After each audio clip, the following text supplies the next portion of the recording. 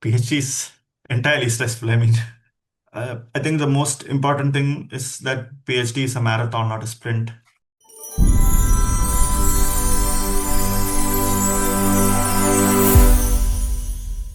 Thing is, I think I got a feedback from my friend that we are not talking about the reality in PhD life. So, have you ever come across some issues or anything related to your PhD, some stressful time or anything like that?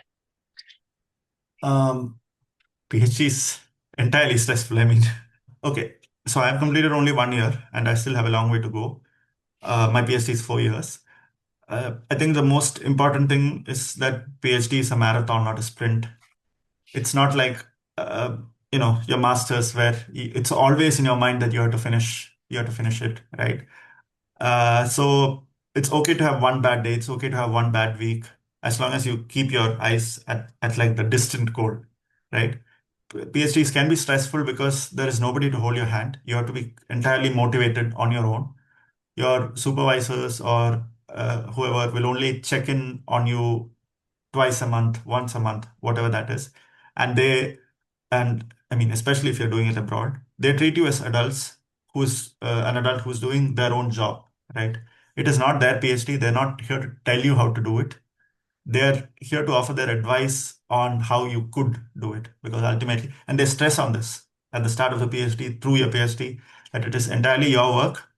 You have to decide whether to how to take it through. PhD is just a way of that you might not have some very special skills, specific skills that they could tell you, and they're not going to give those skills to you. They'll just tell you how to acquire those skills. They might guide you towards the way to acquire those skills, but that also has to be done by you. So the lonely part of a PhD is that you have to do all of this yourself.